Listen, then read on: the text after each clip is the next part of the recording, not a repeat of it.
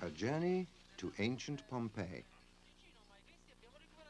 All that is left to us of man's early history, from the beginning of time to the present day, are sparse traces, signs, indications, fragments of a vast mosaic which scholars seek to put together with slow and painstaking work, but which always remains incomplete. If we reflect on how difficult it is to reconstruct the ancient past from the scant evidence we have, we may begin to understand why the discovery of the ancient city of Pompeii is probably the luckiest and most extraordinary event in the whole history of archaeology. 2,000 years ago, Pompeii was inhabited by nearly 20,000 people. It was a prosperous provincial city where men and women actively engaged in work, business, politics, games, and entertainment, carrying on an intense, lively, and probably happy existence. One day, all this suddenly came to a stop. In the short span of a few dramatic hours, the entire city with its inhabitants was buried under a layer of red-hot ash and stones, which poured on them from the deadly volcano, Vesuvius. Houses, streets, squares, temples, theaters, shops, furniture, silverware, graffiti, frescoes, the very bodies of the people, their clothes, their features, the desperate expressions on their faces in the culminating instances of their tragedy. All this was preserved by a layer of ash for nearly 2,000 years and is now offered for us to see, leaving us awed, moved, and impressed.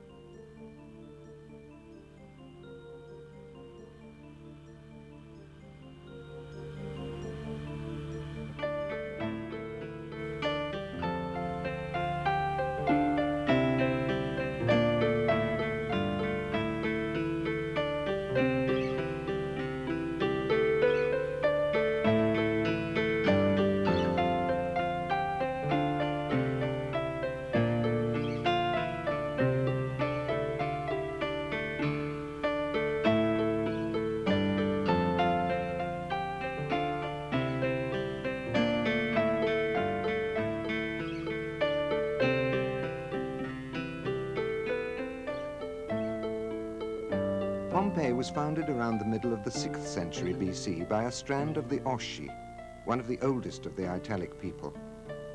At the start, it was a small village of peasants and fishermen, but thanks to its favorable position at the mouth of the river Sarno and to the fertility of the volcanic soil, it enjoyed a constant growth in size and population.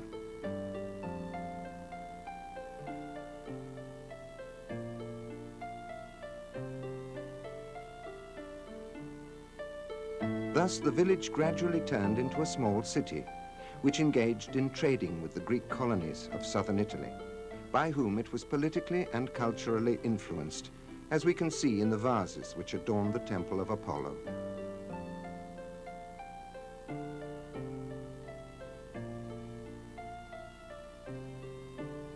Other vase fragments bearing Etruscan inscriptions are proof of the contacts between the Pompeians and the Etruscans, which around the end of the 6th century BC dominated part of the region of Campania in southern Italy. During this first period, a broad perimeter of walls was built, but the actual city was probably limited to the area close to the Forum Piazza and to that of the so-called Triangular Forum, and was characterized by small, modest buildings gathered in blocks and intersected by curving alleys. This was a peaceful period of gradual growth for Pompeii, which lasted till the 5th century BC, when the city was conquered, along with the entire plain of Campania, by the Samnites, a fierce population from the Apennine region of Isernia.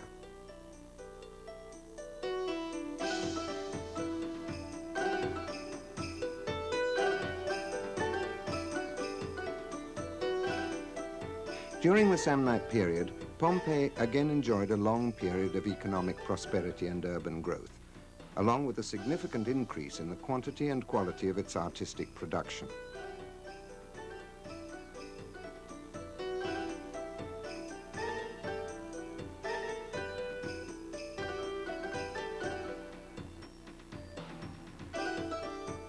Thanks to the presence nearby of important centers such as Neapolis and Capua, and to the fact that its harbor at the mouth of the river Sarno served also the neighboring cities of Nola, Acerra, and Nuceria, the Pompeians could successfully dedicate themselves to trading, artisanship, and industry, in the limited sense which this word had at the time.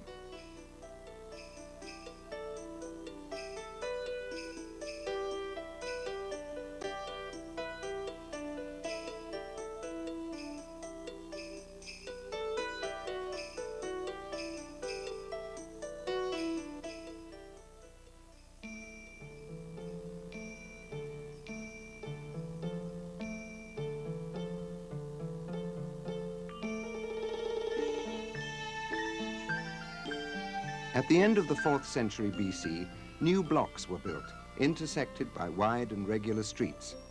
An imposing entrance with Ionic columns was added to the triangular forum, along with a Doric colonnade in the inner area. The old Temple of Hercules was also rebuilt. Some public buildings were renovated or embellished, like the Temple of Apollo, one of the oldest in the city.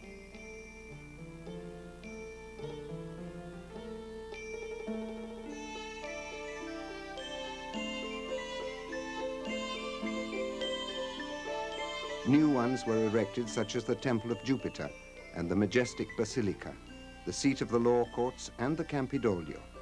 The entire Forum Square was adorned with porticos of Doric columns. Meanwhile, the long wars of Rome against the Samnites were coming to an end, and Pompeii, a Samnite city, became an ally of Rome. Although maintaining its administrative autonomy, the Osco-Samnite language, and its ancient civil and religious traditions.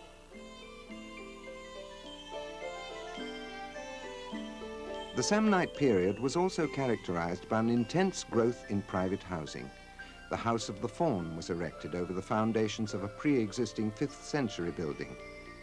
It is a palace of impressive size and has an extremely elegant architectural structure, characterized by a variety of spaces, colonnades, inner courtyards, and gardens. Its marvelous pavements adorned with enormous mosaics made up of millions of colored pieces.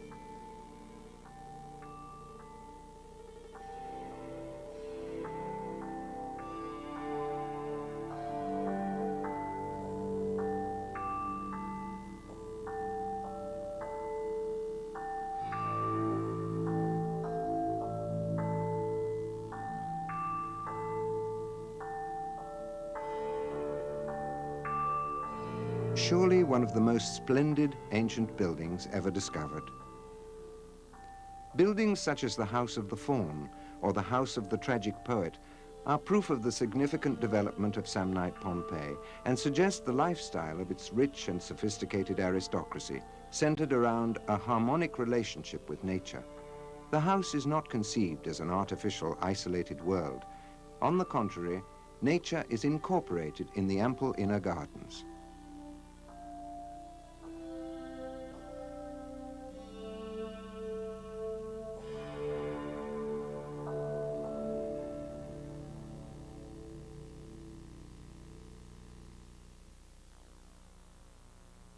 A new period in the history of Pompeii began in the year 89 BC, when the city rebelled against Roman rule and was consequently besieged and conquered by Sulla and made into a Roman colony.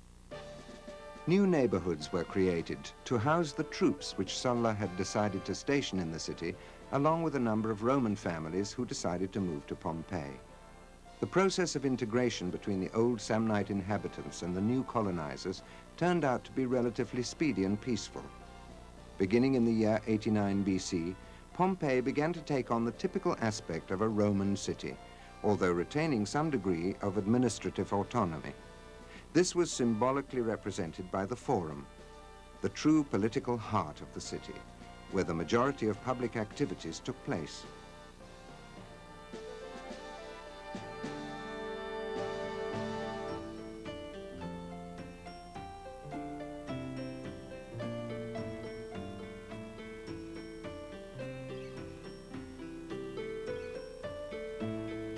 These were the buildings where the city's administration was located.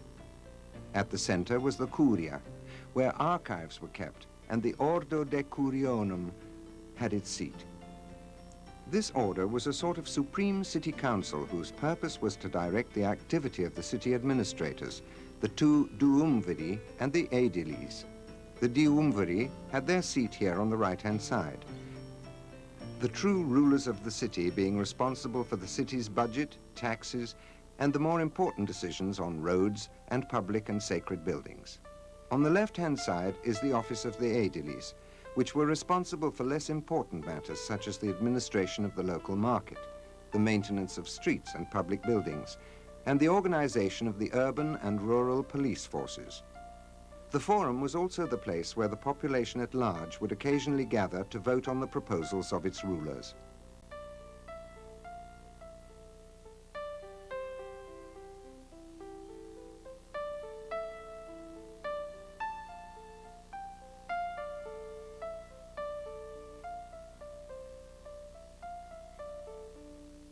The people of Pompeii were passionately engaged in politics.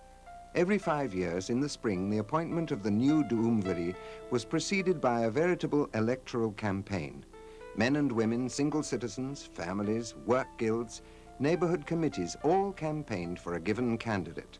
City walls, house and shop entrances are still covered with electoral slogans, authentic pieces of political propaganda, signed by the candidate's supporters.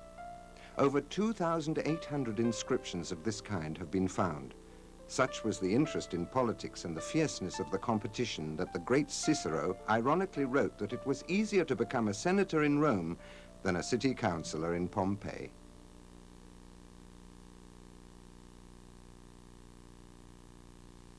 Of course, the supreme governor of the city remained the Roman emperor, who was revered by the Pompeians as a god on earth. According to current mythology, Venus, protector of the city, was the lover of Mars, the god of war, who was the father of Romulus, the founder of Rome, and the first of the Roman rulers.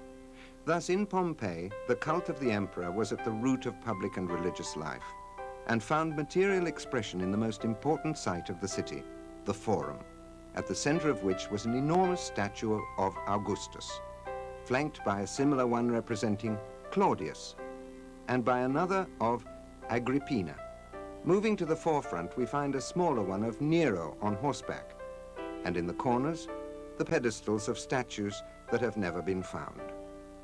Although the greater part of their tributes were reserved for the emperor, the Pompeians revered many divinities, and like all ancient populations, were imbued with a strong sense of the sacred.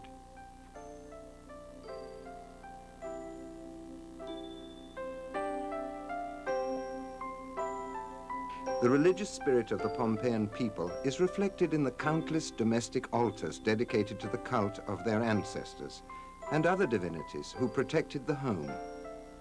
It is also evident in the many public temples dedicated to Greek and Oriental divinities which coexisted with the ones consecrated to the gods of the official Roman religion.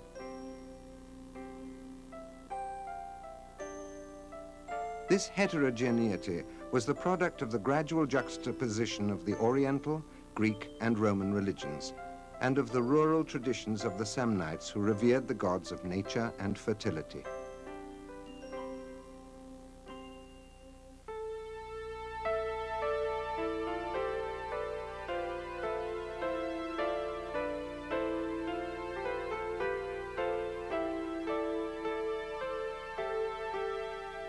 It is not always easy to understand the true significance of what we see.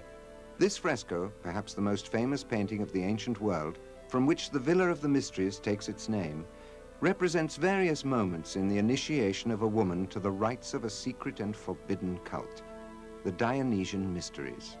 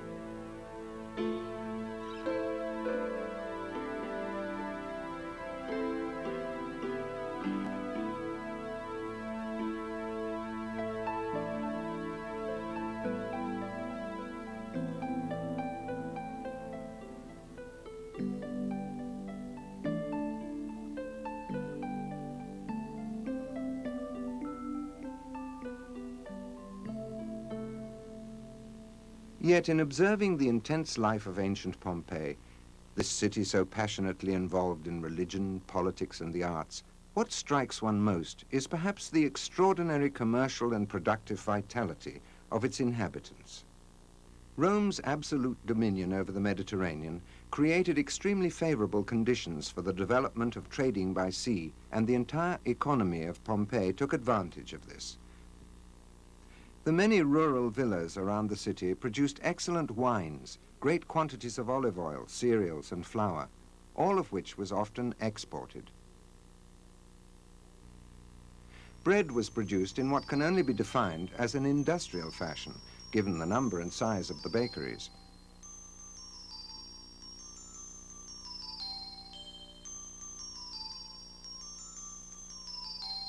All the various cycles of the cloth industry took place in Pompeii.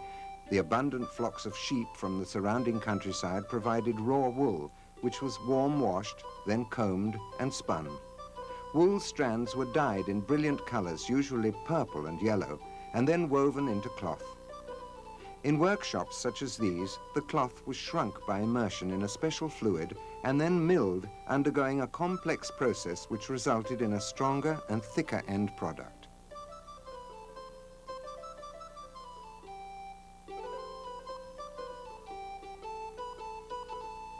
The need to ship goods stimulated the growth of the ceramic industry, which besides providing the containers for wine and fish sauce, also produced bricks and tiles for the building industry, oil lamps, and pottery of all sorts. Trade remained the vital core of the Pompeian economy thanks to the strategic position of the city. This monumental building overlooking the Forum was probably something akin to a modern wholesale commercial center for woolen products, or perhaps even a wool exchange, where products were exhibited and business transactions took place.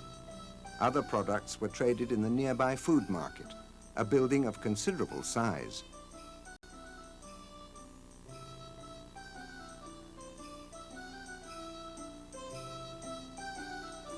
On the streets, where we find public fountains and pedestrian crossings, particularly useful on rainy days, there is evidence of intense cart traffic and of numerous shops offering all sorts of merchandise, as for example here on Via dell'Abbondanza, the Street of Abundance. Particularly significant are the many thermopolia, similar to our modern-day cafes, where hot and cold drinks were served. Also noticeable is the presence of inns where food and lodgings were provided. Their high number confirms the fact that the city was often frequented by foreigners, mainly traders from other towns, both near and far. But there were also occasional visitors attracted by the numerous sports and theatrical events, not to mention the many prostitutes offering all sorts of carnal pleasures, as shown by these crude paintings found in a brothel.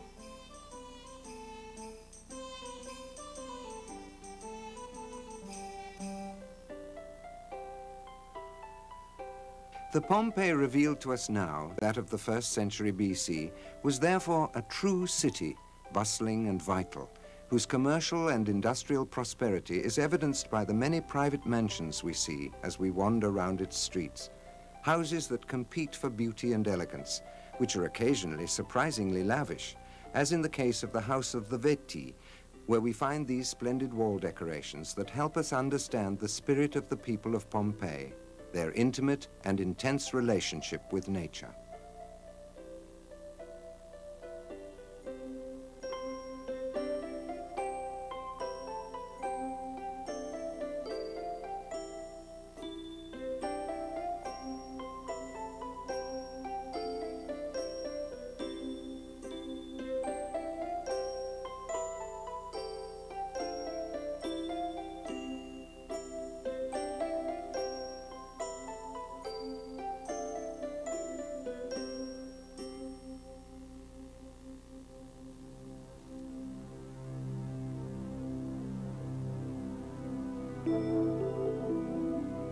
Pompeii was part of a complex, civilized, and sophisticated world.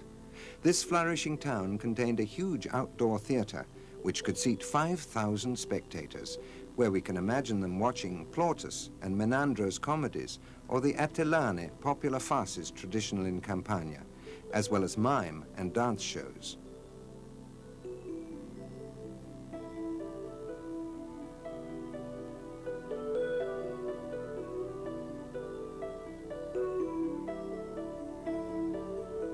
And for recitals of poetry and music, there was the Odeon, the small, intimate, and elegant roofed theatre.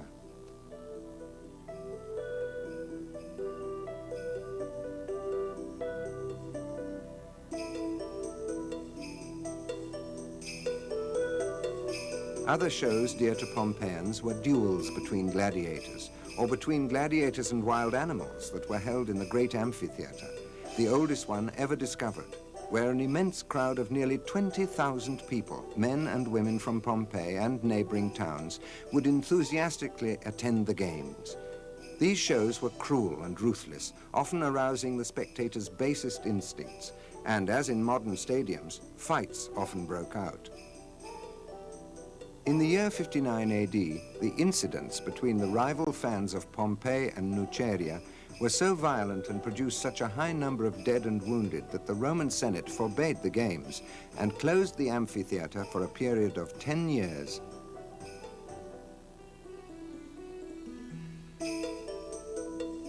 Pompeians had a great respect for physical fitness and the virtues of strength and dexterity, believing in the importance of exercise for the harmonious and healthy development of the body. In Pompeii, 2 gymnasiums have been found, one of considerable dimensions, where young men exercised, practicing running, discus throwing, wrestling, and riding.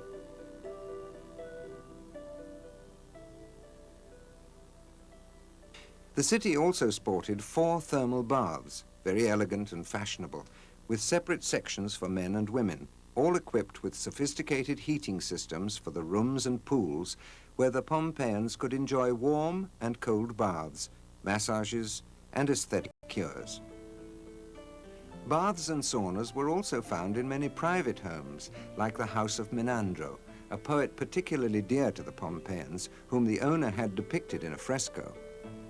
The floors of the house are also covered in elegant mosaics.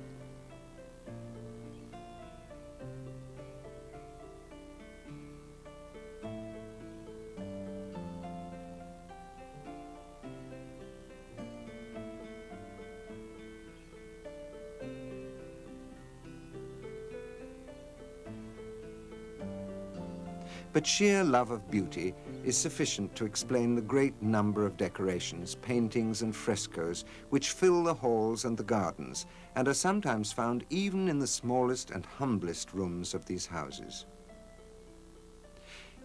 Yet there is something beyond their passion for sports or politics, beyond their artistic interests, beyond even their religious spirit, which helps us more than anything else to understand the spirit of the people of Pompeii, their most intimate feelings, their tender and delicate sensuality.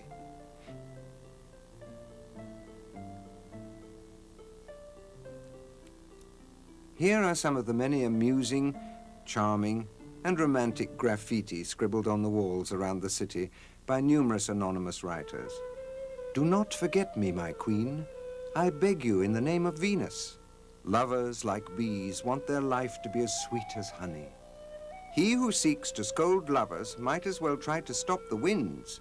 Love, like a rushing torrent, overcomes anything in its way. How I would like to keep your beloved arms around my neck and go on kissing your lips.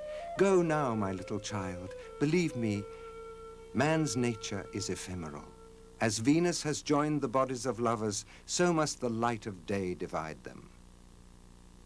These singularly delicate expressions reveal to us the intimate nature of these people, their culture and their human feelings, bringing them closer to our modern sensibility.